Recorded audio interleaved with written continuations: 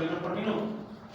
A mano izquierda, ustedes tienen la carga dinámica total, el H, en metros de columna de agua, y acá ustedes lo tienen la altura en pies. ¿Ya? Y arriba también tiene el caudal, pero ese caudal está en galones por minuto estadounidenses. ¿Qué estamos viendo en particular? Esta es una serie que dice aquí n igual 1450 por 1 dividido por minuto. Esas son las revoluciones de todos estos modelos de bombas, es decir, son bombas que se mueven a 1450 revoluciones por minuto. ¿Ya? Y ahí ustedes tienen distintas categorías. Entonces, ¿qué es lo que nosotros hacemos? Como ustedes ven acá, yo tengo trazado una línea que está asociada acá a los 35. 36, ¿qué parece que era, no? ¿Cuánto era? 32. Sí. 36. Teníamos 35,7 metros cúbicos por hora, o sea, 36 metros cúbicos por hora aproximadamente, y 36 metros por columna de agua. Entonces acá yo busco mi caudal, que ustedes se fijan acá, yo tengo 30. entre valores enteros, yo tengo 1, 2, 3, 4 rayitas. Entonces aquí tengo 30, 32, 34, 36, 38, 40. Entonces aquí yo busco el 36. Que son los 36 metros cúbicos por hora de caudal que yo voy a estar entregando. Y voy acá a la carga dinámica total, que también en el mismo sistema está el 30, 32, 34, 36. Y donde se intersectan, podría ser potencialmente una bomba o un modelo de bomba que nos pueda servir. ¿Ya? Entonces, en este caso, me está diciendo que potencialmente en una bomba que trabaja a 1450 revoluciones por minuto, el modelo N641 podría servirnos. ¿Ya? Lo que sí hay un detalle, que no es menor. Si ustedes observan la intersección que nosotros buscamos acá, está muy cerca del límite del dibujito que ustedes tienen ahí. Y ese dibujito que se ve, ese polígono, básicamente representa el área de trabajo adecuado de la bomba. ¿Ya? Entonces, en ese lugar, nosotros vamos a estar como muy al límite del trabajo de la bomba. Lo ideal siempre es estar lo más cerca del punto central, ¿ya? Porque estando cerca en el punto central, le damos amplitud a la bomba, ya sea para que pueda subtrabajar o sobretrabajar. ¿Ya? En cambio, si estamos en un lugar límite, nos estaríamos arriesgando mucho. ¿Ya? Esto es, como les digo, estoy trabajando con unas bombas que se mueven a 1450 revoluciones por minuto en motor. Implica que hay otras bombas que la vamos a ver ahora, que son las de 2900 revoluciones por minuto. Esta tiene menor gasto energético. ¿Ya? Pero, si ustedes observan, la única opción que se nos da está muy en línea. Sí. ¿Ya? Entonces, si nos movemos ahora a las de 2900 revoluciones por minuto, fíjense que me cansa inicialmente a la misma búsqueda, 36 metros cúbicos por hora acá, 36 metros por columna de agua acá, y fíjense que aquí tengo se me interseccionan dos posibilidades, la 620 y la 629. Pero si vemos que si observamos bien, el modelo 620 nuevamente está muy cerca de una orilla, ¿no? Por lo tanto vamos a estar trabajando muy al límite de esa serie. Pero si ustedes observan, en la 629 prácticamente nosotros podríamos decir que está muy cerca del punto central. Ah, ya. ¿Se entiende? Sí, sí, sí. Por lo tanto, en ese sentido, ¿qué es lo que digo yo? Ok, voy al catálogo, ojeo y llego hasta la hoja asociada al modelo N629 de 2900 revoluciones por minuto. ¿Ya? ¿Queda claro aquello? Sí. Y se busca según el caudal que da por hora el sistema. El caudal por ejemplo, sí, en este caso nosotros dijimos que íbamos a tener funcionando los 70 aspersores de una, y los 70 aspersores de una son 35.700 litros hora o 36 metros cúbicos por hora. ¿Ya? Porque yo podría haber dicho, no, hagamos una sectorización y trabajemos de cuarto, entonces el caudal sería más bajo, tendría que trabajar hacia acá. ¿Ya? Entonces ahora nos vamos a esta es un típico gráfico de funcionamiento de una bomba.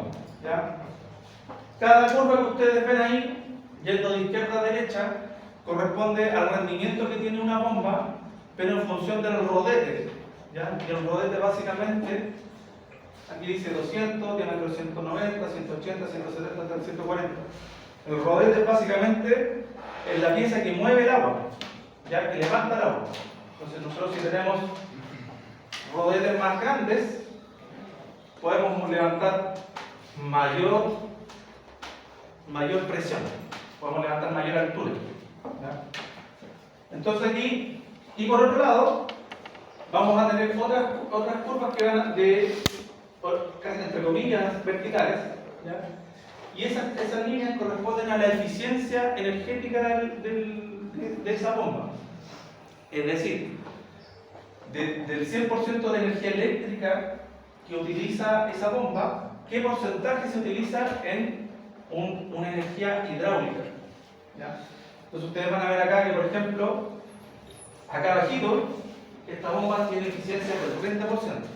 Tiene 30, 40, 50, 55, 60, 65, 70, 75, 79 es el máximo. Después 75 y después 70. ¿Ya? Entonces, ¿qué es lo primero que siempre nosotros tenemos que tratar de hacer? Es que estar lo más cerca posible de la máxima eficiencia que tiene esa bomba. ¿Ya? En la medida de lo posible. ¿Ya? Y segundo es que nosotros tenemos que estar, ojalá, fíjense que todos tienen una caída acá, antes de esa caída, ¿ya? Antes de la caída que tiene acá la bomba, porque aquí nosotros entramos en un punto que potencialmente no nos va a gustar. O sea, podemos tener algún problema de trabajo de carga, de energía. Entonces, por ejemplo, acá hacemos lo mismo, 36, por aquí se pone un poco más complicado encontrar exactamente el valor, porque vamos de 30, 35 y 40. Aquí yo tiré la línea lo más cercano a lo que yo pensé que podía ser 36. Lo mismo acá, 36 metros cúbicos por hora y 36 metros por una de agua, y nos da ese punto de intersección. ¿Ya? Entonces, ¿qué es lo primero que ustedes observan? Estamos cerca de la eficiencia del 75%, estamos solo a 4% de la máxima eficiencia, que es lo que es bueno. Y acá el rodete que nos dice está el más cercano a 160. ¿Ya? Pero ojo que cuando nosotros trabajamos con esta calidad de bomba, que es de las mejores como les decía yo, uno le manda el punto y le hacen el rodete que calza perfectamente. Entonces yo les digo acá que el más cercano a 160, pero probablemente si nosotros lo mandamos a pedir, ese debería ser unos 158 milímetros de diámetro, y te lo hacen a la medida. ¿Ya? Pero aquí vamos a decir que la mejor elección sería el rodete de 160, por lo tanto, nuestra bomba sería una bomba 2, una serie N, modelo 629, de 2900 revoluciones por minuto, rodete 160 y una eficiencia del 75%. ¿Ya? Si se fijan, hasta el momento yo no le hablaba bien de HP todavía. Recién ahora vamos a ver eso. Entonces, para que ustedes vean lo relevante que tienen que considerar es que cuando uno habla de elección de una bomba, no necesariamente los HP son los más relevantes. ¿Ya? Joder. El rodete, profe, al final es como para la eficiencia, ¿no? Es que el rodete, recuerden, el rodete es la pieza que toma el agua cuando la bomba succiona. ¿Por qué y esa 160 agua y no succiona 150? y entra a una cámara, y esa cámara Porque estamos la mueve el agua y la levanta. Entonces, la medida que tú tienes un rodete más amplio, tienes, como dice el gráfico, Aquí igual tienes sí, mayor probabilidad, tampoco se tienes intersecta. mayor posibilidad de tirar Tampoco agua se intersecta. más alta, por decirlo así. Tienes mayor presión. ¿Ya? ¿Por qué 75%? La eficiencia. Porque tú tienes acá la eficiencia 79 y acá está la curva de 75. Podríamos decir que 74%. ¿Ya? Pero para aproximar, vamos a aproximarlo en este caso.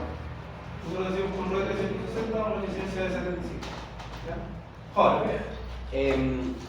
Dijo que lo ideal sería tener un rodete que O sea, si la selección te cae acá, por ejemplo, no es lo ideal. Claro, pero por ejemplo, el 79% que es de mayor eficiencia Está justo en la caída. está claro. Claro. Pero ¿es igual sería lo ideal? O sea, si está acá justo en la máxima eficiencia, no hay problema. Pero el tema es que si cae después de la máxima eficiencia. Ah, entonces el 79 está en el límite. O sea, es seleccionable todavía. ¿ya? Lo que pasa es que tenemos que entender que a la medida que nosotros trabajamos más hacia la parte baja de la curva, vamos a estar trabajando siempre en el límite de la bomba. La vamos a estar forzando. Entonces siempre ojalá en la parte central. ¿Ya? La parte central, pero que esté cerca de la máxima eficiencia. ¿Ya? ¿Dudas, consultas? ¿Todo quedó claro? Sí. Entonces, otras cosas que ustedes van a encontrar, normalmente todo viene todo junto en la hoja, ¿ya? Pero cortemos para que alcancemos a verlo. Aquí viene la selección. ¿Qué potencia? Recién ahora vamos a elegir la potencia de la bomba, que va en función de uno, del caudal que tengamos que levantar, porque acá en el eje X seguimos con el caudal en metros cúbicos por hora. Y para elegir la potencia de la bomba, nosotros hacemos una intersección de el rodete que dijimos en la diapositiva anterior que íbamos a utilizar, que es 160. Entonces tenemos la curva de 160 acá, por los 36 metros cúbicos.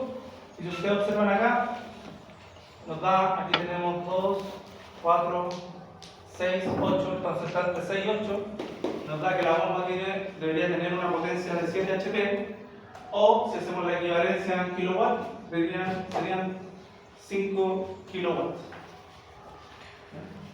Entonces ven que la potencia de la bomba se dio en función del rodete que yo seleccioné, asociado al caudal que yo voy a levantar.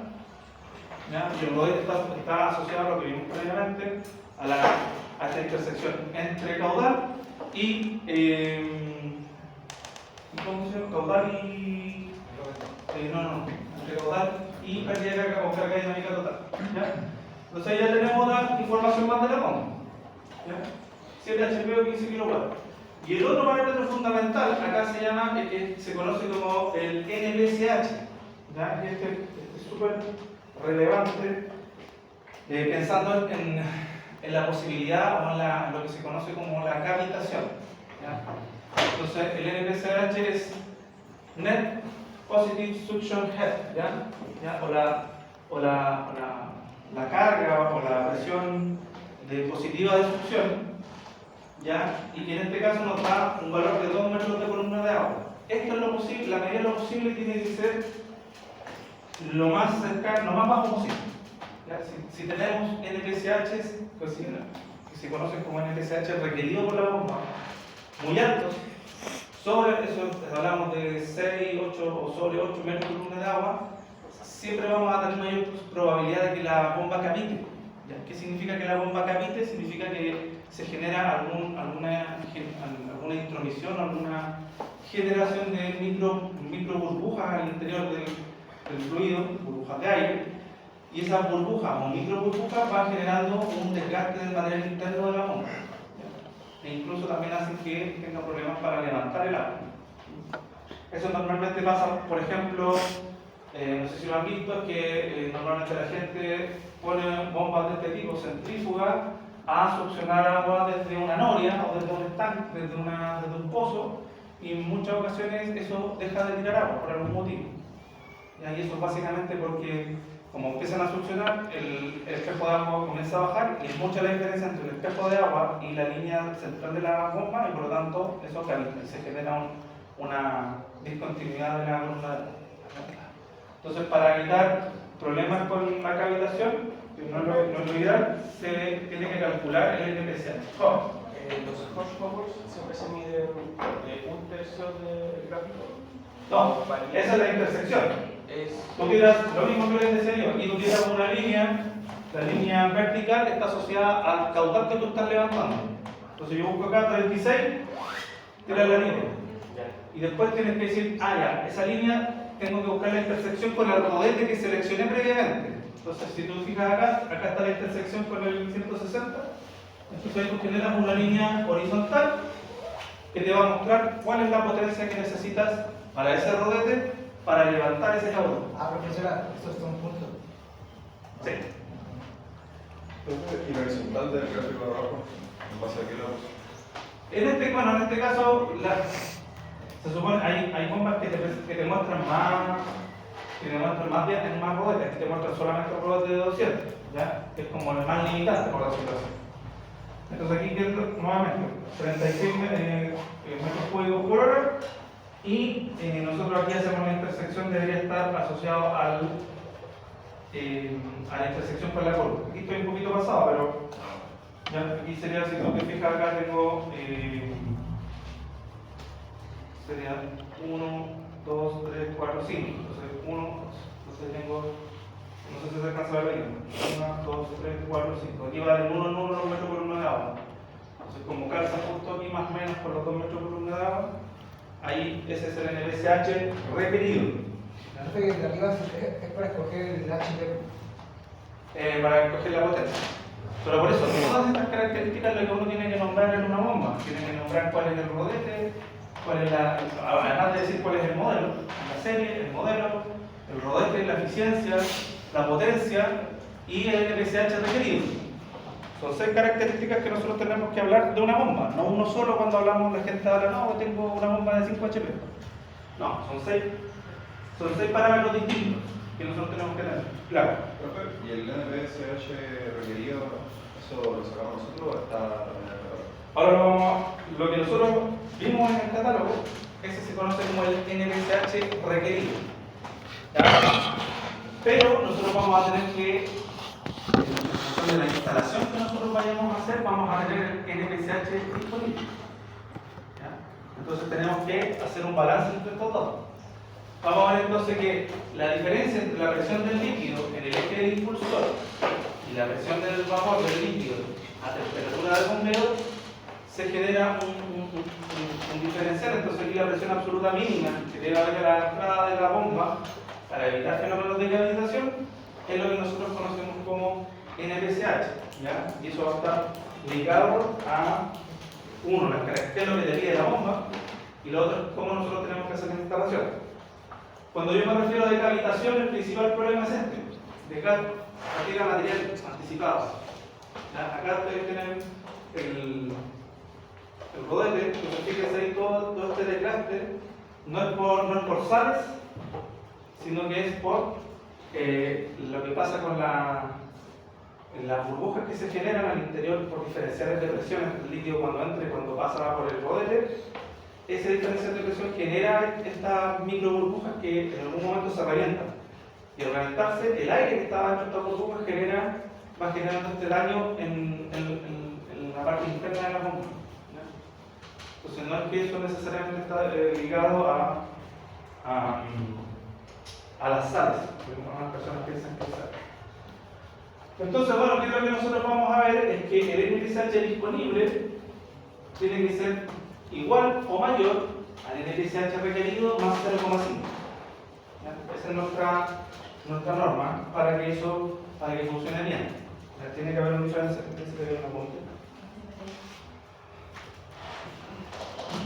Esa es la regla que tenemos en este caso. ¿Ya? Entonces vamos a ver que el NPSH disponible, el NPSH requerido de la bomba depende de las características de la bomba y es exclusivo para cada bomba, para cada marca.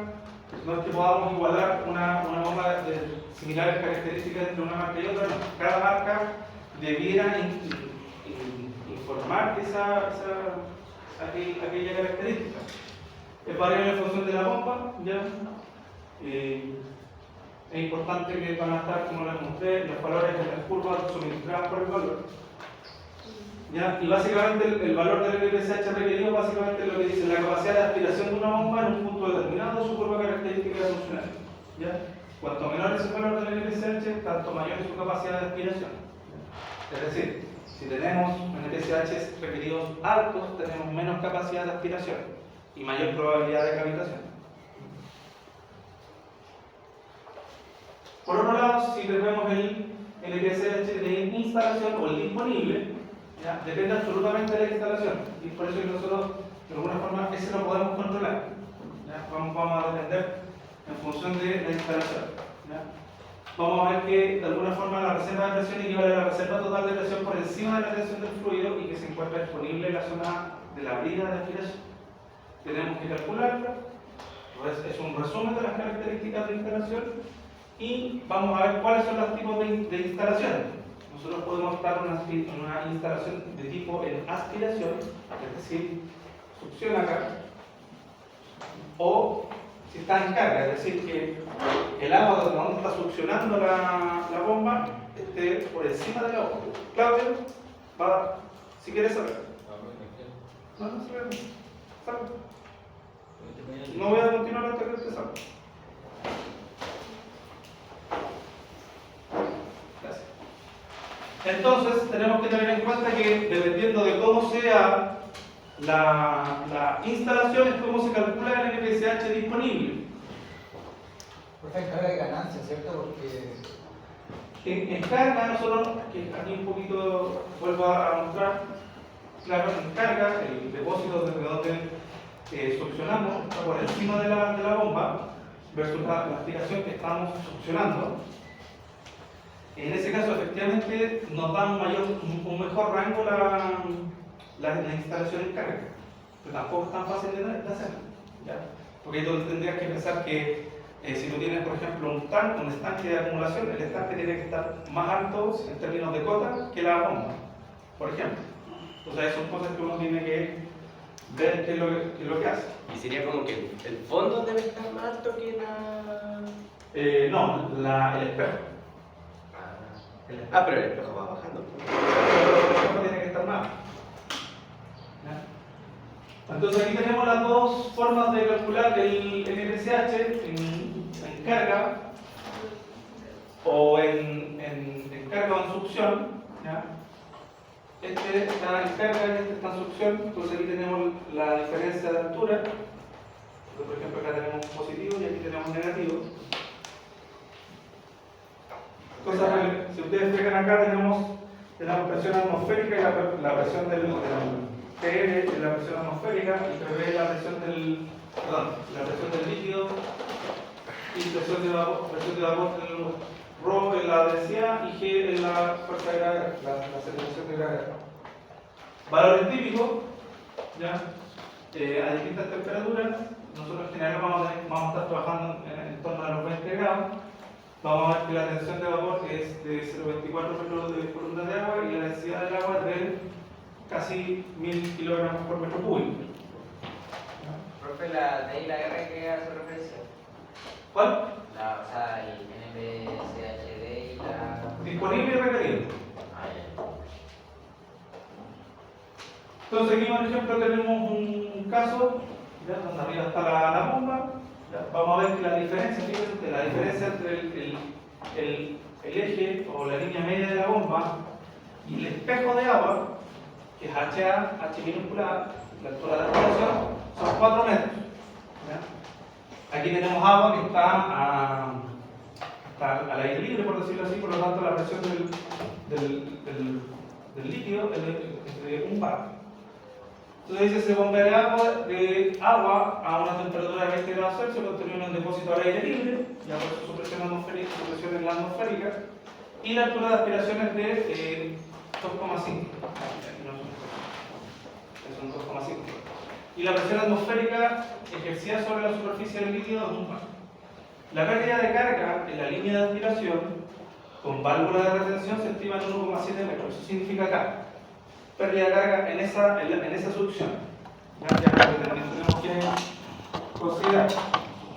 Pero eso depende de la profundidad igual del estanque de la... Claro. Claro. O sea que ahí lo que nosotros regulamos es la altura de aspiración, por ejemplo. Es algo relevante que nosotros podemos modificar. Entonces acá nosotros ahí está la ecuación para calcular el NPSH disponible en succión. ¿Ya? Aquí tenemos 10 elevado a 5 por la presión atmosférica, la presión del líquido, la presión atmosférica menos la tensión del líquido a temperatura de 20 grados, que es 0,024, dividido en la densidad por la aceleración de gravedad, menos 2,5, que es aquí recuerden que son las 4, 2,5, que es la altura de aspiración, o profundidad en este caso de aspiración. Por eso se pone negativo porque es profundidad, menos 1,7 que es la pérdida de carga en ese tramo. Entonces ahí nos da que el NPSH disponible es de 5,88 metros por columna de agua. ¿Ya? Entonces los 5,88 metros por columna de agua es lo que está efectivamente disponible. ¿Ya? Y recuerden que en nuestro caso, bueno, nosotros ahí le sumamos nuestro NPCH requerido, lo que nos dice el requerimiento de la bomba, son 2 metros columna de agua, le sumamos 2,5, o sea 0,5 nos da 2,5. Y en este caso, 5,8 está bastante por encima de los 2,5, por lo tanto, la instalación que nosotros haríamos en esa condición, no sé, o sea, podríamos tener una altura, una profundidad de aspiración de 2,5 metros sin tener ningún problema con la bomba que hemos seleccionado. Entonces ahí lo importante es que ustedes pueden regular la profundidad de aspiración. ¿Ya? Y esa o también pueden, si ustedes observan acá en la ecuación, nosotros aquí tenemos, esta es la profundidad de aspiración y esta sería la pérdida de carga. Entonces, si nosotros aquí ¿qué queremos? Si por ejemplo nosotros quisiéramos que este número aumentara, fuera más grande, fuera mayor, nosotros tenemos que podríamos reducir la pérdida de carga, ¿cierto? ¿Y cómo nosotros podríamos reducir la pérdida de carga? No, pues recuerda tú porque ahí tú aplicas Hassen y Williams. Hassen y Williams estaban en función de ¿qué? ¿Se acuerdan? Caudal, largo, diámetro. Y algún par de cosas más, ¿cierto? Aquí teníamos el C y eso. Entonces, si tú quieres reducir H en la pérdida de carga, ¿qué es lo que podríamos hacer? Aumentar el diámetro. Podemos aumentar diámetro si queremos mantener el largo, o podemos reducir el largo. ¿Ya? Porque el caudal, la realidad es que no podemos reducir el caudal de succión, ¿cierto? Entonces ahí ustedes pueden jugar con reducir la pérdida de carga, ¿ya? Para ayudar a poder tener un NPCH disponible mayor. ¿Cuánta distancia deberíamos de poner entre el volador de destinación y el fondo del estanque? El fondo del estanque. ¿Sí? Ahí es lo que ustedes van a tener más que el fondo en realidad, ustedes tienen que pensar que esto va bajando. ¿Sí? Nosotros tenemos un estanque acá y tenemos nuestra agua, y esta fuera nuestra espejo de agua a máxima capacidad. En algún punto tú sabes que va a empezar a succionar y esto va a comenzar a bajar. Va a bajar ahí, va a bajar ahí. Entonces, claro, lo que tú tienes que monitorear es básicamente cuánto volumen de agua es esto, o cuánto volumen de agua tú vas a succionar la bomba, y por lo tanto tú puedes calcular cuál es la profundidad a la cual debiera estar la succión. Ahora bien, lo que se utiliza normalmente ahora es una succión flotante. Ya no sé si ustedes han visto que le ponen un PVC y después del PVC le ponen una tubería corrugada y esa tubería corrugada la dejan flotando. Entonces, ¿qué implica? ¿Qué es lo que te hace? La succión baja y sube en función de que baja y sube el nivel de agua. Profe, pero eso no succiona aire, igual. No tiene el riesgo de que succione aire. ¿Qué cosa? El que está flotando. No, porque la válvula de retención, que es donde está flotando, el canastillo que está abajo, eso tiene que estar siempre bajo el agua. Lo que pasa es que tú le pones como un flotadorcito que te haga que no flote por sobre el nivel del agua y siempre se mantenga por debajo. Entonces tienes que poner un pequeño peso. Es como un sensor, ¿profe? ¿Ah? ¿Es un sensor de nivel? Sí, yo creo que mucho. No es tan necesario. Ya, entonces, ahora que nosotros, ustedes han visto, ya tienen claro cómo elegir una bomba y qué parámetros tienen que calcular. Principalmente, recuerden que eran 6 variables que tenían que tener claro. Tenemos que ver qué es lo que realmente pasa. Porque nosotros partimos, nuestra hipótesis era que si teníamos funcionando los 70 personas en conjunto, los 70 iban a estar trabajando a 500 de microhora. Y eso en realidad no pasa. ¿Ya? ¿Por qué? Porque si nosotros hacemos un recorrido desde que el agua sale desde la caseta hasta que llega a la última punto de entrega hacia las laterales más alejadas, vamos a ver que en ningún punto la presión es igual. ¿Ya? Como yo construyo este gráfico, Parto con que la presión que sale de la bomba son 36 metros por columna de agua, que es lo que nosotros vimos que era nuestra carga dinámica total, ¿cierto? Luego yo digo, bueno, antes de salir de la caseta, ¿cuál va a ser mi presión? ¿Qué es lo que le tengo que descontar ahí? A la presión que tiene que me entrega la bomba, después de la bomba que viene. Los laterales. El filtro. Dentro de la caseta está la bomba y después vienen los filtros. Entonces los filtros pierden. Entonces, una vez que el agua pasa por los filtros, bajamos de 36, pasamos a 34,71 metros por columna de agua. Eso estando todavía en la caseta. Una vez que sale de la caseta y avanza por toda la matriz, vemos que hay una pequeña ganancia de energía. Ya lo veíamos que, ¿se acuerdan que la pérdida de carga en la matriz era negativa? Era menos 0,2 y algo. Entonces ahí le sumamos eso en realidad y nos da 34,92. Luego, para pasar antes de la matriz, o justo cuando yo le inicia la submatriz 0, yo le tengo que restar la pérdida de carga de la válvula, ¿cierto? Entonces 34,92 paso a 33,92 porque la pérdida de carga de la válvula era 1 metro por columna de agua, ¿cierto? Y entonces cuando inicia la submatriz 0, ahí yo le tengo que descontar la pérdida de carga en la submatriz 0, entonces pasamos de 33,92 a 33,91, que es muy poquito, ¿cierto? Y en el punto donde yo voy a, aquí tenemos caseta, tenemos la válvula, ¿cierto? Tenemos la submatriz 0, y aquí ya tengo la lateral, esta más cortita, esta es la lateral, esta es la 1 y esta es la 2, ¿cierto? Entonces, en este lugar, aquí es donde yo voy a entregar hacia la lateral 1 y hacia la lateral 2, que es la presión de entrega de las laterales 1 y 2, yo voy a tener ahí 33,91 metros por columna de agua. ¿Ya? Luego yo avanzo y tengo la submatriz 1, perdón, la submatriz A, y aquí entrego al 3 y acá al 4, ¿cierto? Entonces, luego en este punto, aquí, yo voy a tener 34,33. Recuerden que nosotros íbamos ahí en bajada. Eso, ahí que lo que nosotros vamos haciendo, vamos sumando en este caso, porque son valores negativos, menos con menos da más. Aquí yo, en este punto, se ganaba energía. Entonces yo por eso, en el punto de entrega hacia la lateral 3 y 4, aquí aumentó mi presión.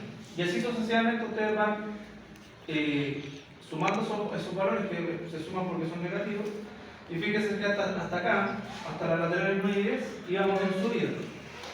Pero luego de eso empezamos a bajar. ¿Por qué? Recuerden que en una parte ya la submatriz iba en subida, que era la parte final. Al salir en subida, en cada tramo que avanza la submatriz, yo voy perdiendo energía hasta llegar al último punto de entrega de la lateral 19-20. Llego con 31,61 metros por columna de agua al punto de entrega. ¿Ya? Entonces recordamos la información que nos entregaba el catálogo, donde decía que en la medida que yo iba aumentando la presión, yo iba a tener o iba a poder entregar más caudal. ¿Ya? O viceversa, si tengo menos caudal, si tengo menos presión, entrego menos caudal. Entonces, si eso nosotros lo llevamos, hacemos una gráfica en el Excel, podemos obtener el modelo, ¿ya? Y este modelo nos dice que es I, el caudal, va a ser igual a 115, ¿verdad? Por la presión en el lugar donde yo esté, elevado a 0,4617. Es decir, aquí yo tengo, en base a la información que me dio el catálogo, yo genero este modelo y yo voy a poder calcular el caudal en función de la presión que yo tenga en un punto dado. ¿Ya? O sea, si yo tengo donde esté ubicado, si yo logro calcular la presión donde debería estar mi emisor o mi aspersor, si yo tengo cero presión en ese punto, yo puedo estimar o puedo saber cuál va a ser el caudal que va a estar emitiendo ese aspersor. ¿Ya? Dado que, como ya hemos visto, las pérdidas de carga van haciendo que la presión vaya disminuyendo. O en algunos lugares también pueden ir aumentando. Entonces, ¿qué es lo que nosotros hacemos acá? Yo hice un ordenamiento acá en función de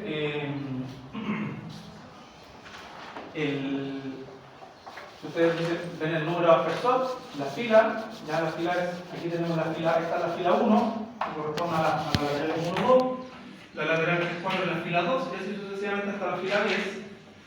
¿Ya? Y dentro de cada uno tienen columnas. Observen que la fila 1, el aspersor 1, 1, 1, 2, 1, 3, 1, 4 tienen valores negativos, eso significa que van a favor de la pendiente. ¿Ya? Y son 4 tramos. Y los valores que están en positivo, que serían el 2, 1, 2, 2, 2, 3, y la lateral 2, y la 3 tramos, la columna tiene valores positivos. Eso me indica que, pues yo referencialmente lo indiqué así, van contra la pendiente. Entonces aquí yo calculé en cada una de las posiciones, dado que en la medida que yo fui avanzando, yo le iba restando la pérdida de carga, y por lo tanto yo en cada posición donde debe ir un aspersor, yo sé cuál es su presión. ¿Ya?